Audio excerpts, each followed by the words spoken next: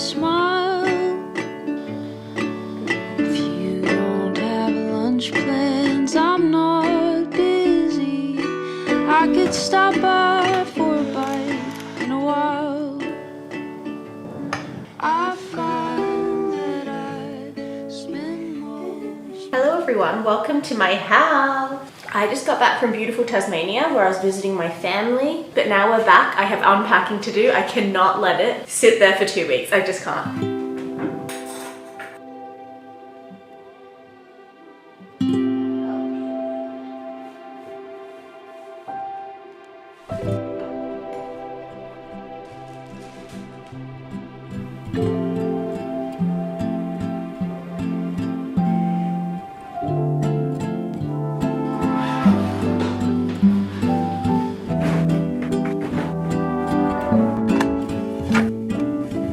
Hello everyone, laundry is done. I wanted to take a second to review another chapter of this book I'm reading at the moment.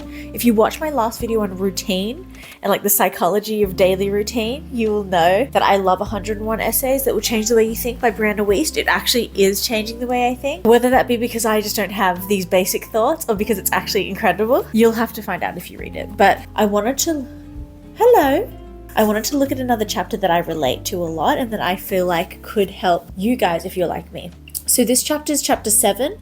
It's called What the Feelings You Most Suppress Are Trying to Tell You. Emotional intelligence is not how infrequently you feel anything bad because you develop the discipline and wisdom not to.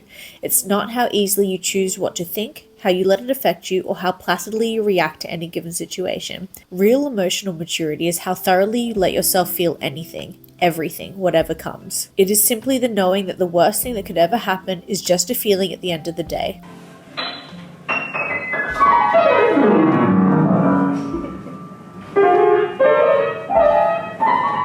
I feel that this first line is something that I've fallen for. I have felt that like preventing like bad feelings will like make my life better, but by doing that and like exerting so much energy and trying to predict all these bad things and try and make sure that these bad things don't happen, I'm just, one, experiencing every possible thing that can go wrong. I emotionally feel like that's happening, even though I logically know I'm trying to predict it. And also, I'm not actually acquiring the skills it takes to deal with the bad things when they come. I'm just worrying. Something I learned in therapy is thoughts are not actions. And so like all the time I spent thinking about what I would do when things go wrong or trying to prevent things from going wrong or thinking about things, I think like an avoidance technique.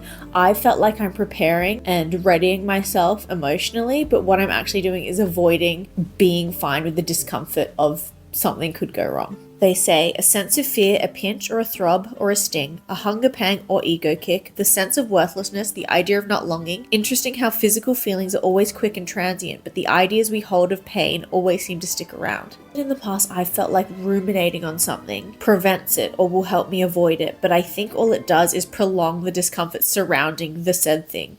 And that's also rumination, not just before something could happen. It's also like after things happen. You know, when you're just up late at night and like worrying about this thing you said like years ago, that's also the same thing. Like let it go. Obviously easier said than done, but it's interesting. What I like about this book is it reframes things that I think I have a grasp on. It reframes things that I think I know are good for me. I'm like, oh, maybe that's not so good for me. And not in a way that completely shakes my world, but more in a way of like, oh, I am in control of these things. But we avoid feeling anything because we have more or less been taught that our feelings have lives of their own, that they'll carry on forever if we give them even a moment of our awareness. Have you ever felt joy for more than a few minutes? What about anger? No? How about tension, depression, and sadness? Those have lasted longer, haven't they? Weeks and months and years at a time, right? That's because those aren't feelings, they are symptoms. Healing is really just letting yourself free. A common theme of this book is like resistance causing you a worse life than you could have. And whether that be like resistance to change, resistance to things you know are good for you, resistance to feelings you think are bad. There's also a theme of we don't fully know what's good for us. We don't actually know what will make us happy. I think all of those things come into play in this chapter. Numbness is not nothing. Neutral is nothing. Numbness is everything at once. I use this analogy all the time and it's so based on a cartoon, and I was laughing with Nate about this because it's not real. It's like a trope in a cartoon, but like when many characters are walking through doing, they get stuck. I feel like that's what numbness is. It's so much is happening, you feel nothing. It almost cancels it out because you don't know where to focus. If you feel like you don't care about something, you wouldn't feel anything. Your anxiety is your resistance to the process, your last grasps at a control you are becoming more and more aware that you do not have. This is really interesting because I always thought the anxiety is before the bad thing, but it feels like it is actually at the start of the process. It's the last ditch effort to feel okay. Personally, I feel like I do a lot of mental gymnastics to feel somewhat in control of like things that I cannot control, which is so silly because I know logically I can't control the things. It gives me like an immediate relief. However, in the long term, it's worse because I believe that I can change things that I can't, or I believe I have control or responsibility over things that I don't. And your arrival at the conclusion that you cannot go on like this, that you're missing out, that you're off track and feeling stuck and lost is you realizing that you need not change your feelings. You just have to learn to lean into them and see what they're trying to tell you. I feel like there are certain feelings that I have demonized, certain feelings that come quickly to me, like for example, anger or frustration or insecurity. I pull away from them because I don't like them, but I think it's because I'm not experienced in sitting in that discomfort. If you learn to lean into them, you're able to see what they're trying to tell you because all feelings are neutral. They're just messages to yourself about something. Trying to change how you feel is like finding a road sign that points in the opposite direction of where you had intended to go and getting out to try and turn the sign rather than your course of action. I've written here, by trying to force progress, we don't validate ourselves. Sometimes I feel like I want to like immediately get rid of the feelings so that I can jump to the part where I'm fine. Or I have felt in the past that is good, like I'm resilient or I can compartmentalize things. But I think what I'm doing is completely invalidating like those feelings and therefore like further demonizing those feelings, which is not good. Because if I'm not comfortable with having those feelings or certain emotions, then I can't actually adequately assess them and figure out what it means and what it means to me and my goals and what I like. So it's not about changing how you feel, it's about listening. Not accepting what they appear to mean that's important, but really following your instincts down to what they're trying to signal. They are how you communicate with yourself. Every feeling is worthwhile. You miss so much by trying to change every one of them away, or thinking there are some that are right or wrong or good or bad or that you should have or shouldn't. All because you're afraid that you'll tell yourself something you don't want to hear. The feelings you most suppress are the most important ways you guide yourself. Your apprehension to listen is not your own desire. It's fear of being something more or less or greater or worse or simply different than those around you have implied that they will accept. That discomfort is just your fear that someone will reject you or you won't get what you want. But that's just like an assumption. If we're guiding ourselves based on our assumptions, that's not really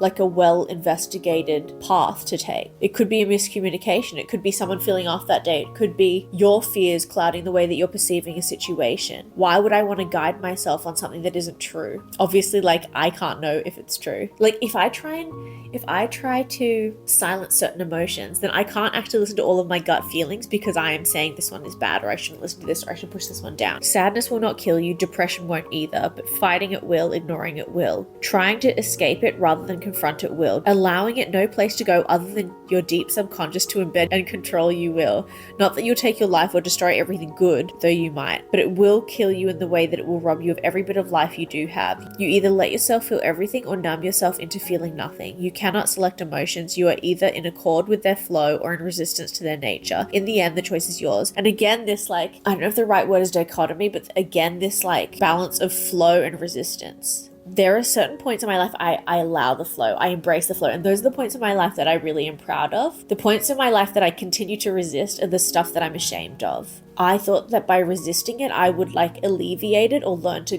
control it. Trying to control it is a form of resistance and like avoidance. I don't know why I'm emotional. Now, the previous chapter 6, is uncomfortable feelings that actually indicate you're on the right path. Should we read it? I feel like this one also goes hand in hand with the one I just read.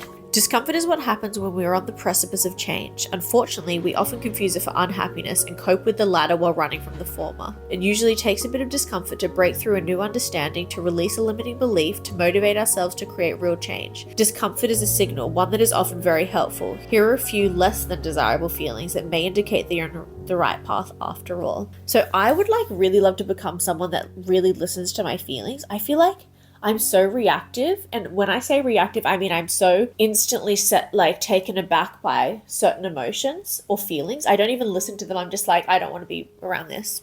I haven't built resistance to that, but I would love to become like a safe space for myself, because clearly there are certain emotions I'm like, I can't have these, or I don't want to have these because I feel that they're bad. By trying to please, by shoving down these emotions I think are displeasing to others, like I'm completely dysregulating myself and I'm like a less pleasant person to be around, I feel. So I think what I need to do is reframe discomfort, fear, and negative emotions as positive things, or at least in the way that I have an opportunity to like gather something from this. By learning how to cope with this discomfort, I can feel even less stress, even though it may be stressful to begin with. I feel that parts of the previous chapters relate.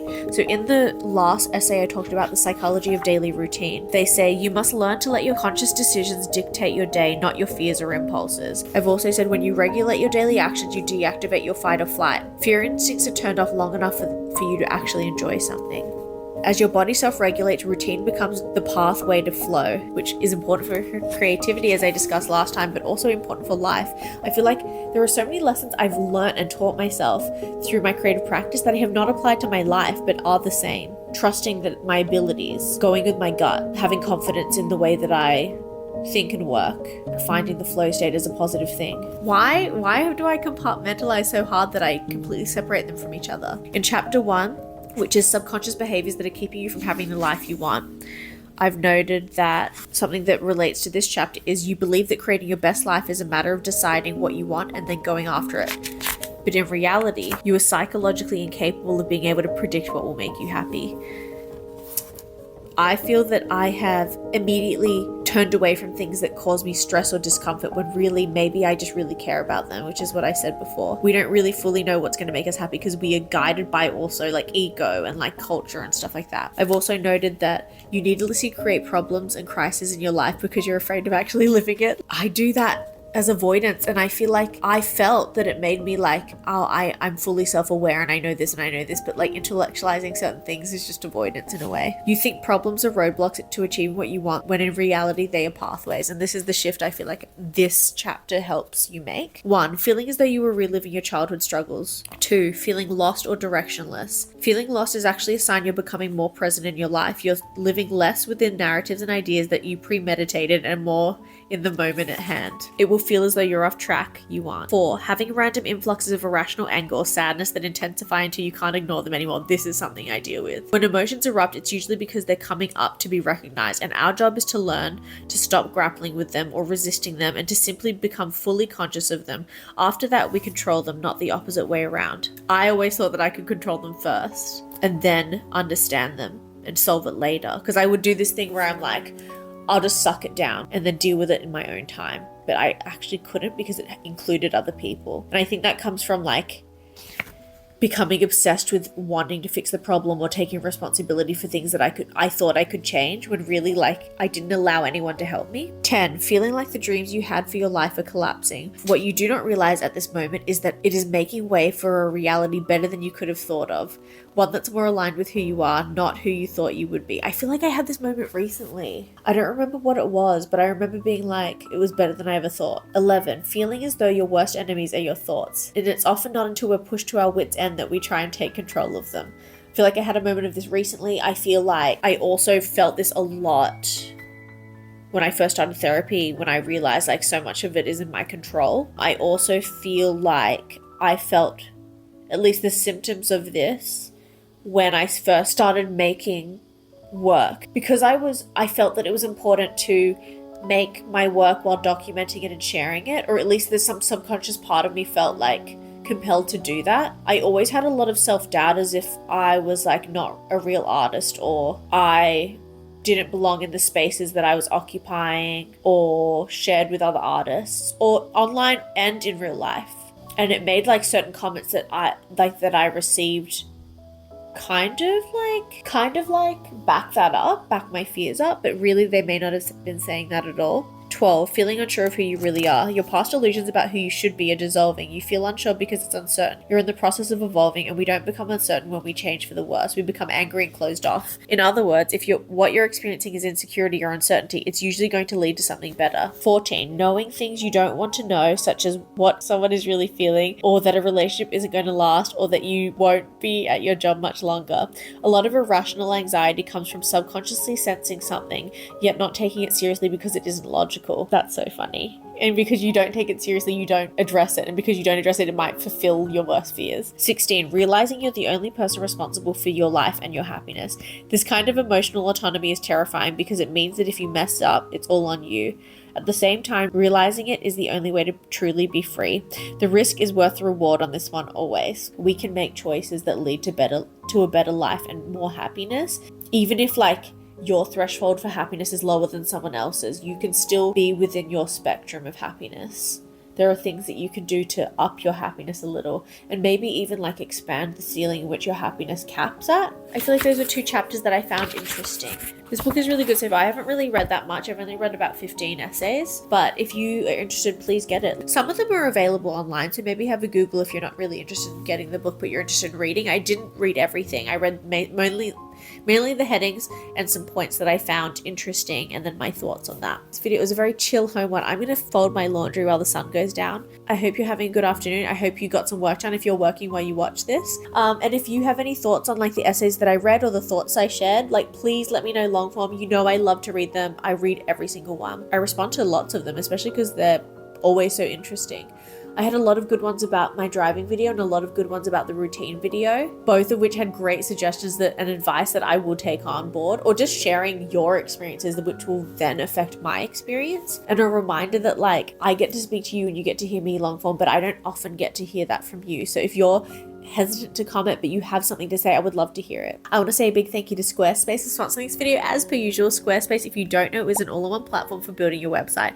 I spoke about this last time about creating routine to affect your website, and since we're talking about lots of flow and resistance, create space to share the work that you've worked so hard on in a way that's beautiful and does it justice, whether that be carving out some time each week, carving out some time each month, whether that be preparing files or preparing blurbs so that when you do update your website, it's so easy and so painless, and/or use Squarespace to run your website because it is definitely going to be easy and painless and stunning. I can say this wholeheartedly because I was a customer before I was sponsored by Squarespace, but I love it. They're always trying to improve. They're always trying to create new features for you to run your business all in one place, which I think is really important. I run my store on Squarespace, my blog, my portfolio, my newsletters on Squarespace. Everything sits in this little cute online space that I've curated just for me. If you've never tried Squarespace before, go to squarespace.com/furrylittlepeach or use the code furrylittlepeach. You'll get a free trial and 10% off your first purchase. Thank you, Squarespace.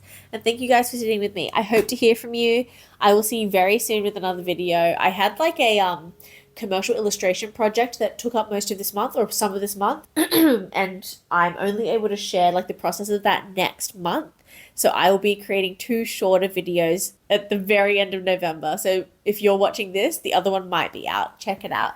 Otherwise, I'll see you very soon. Happy holidays if I don't see you before you celebrate with your family. Bye.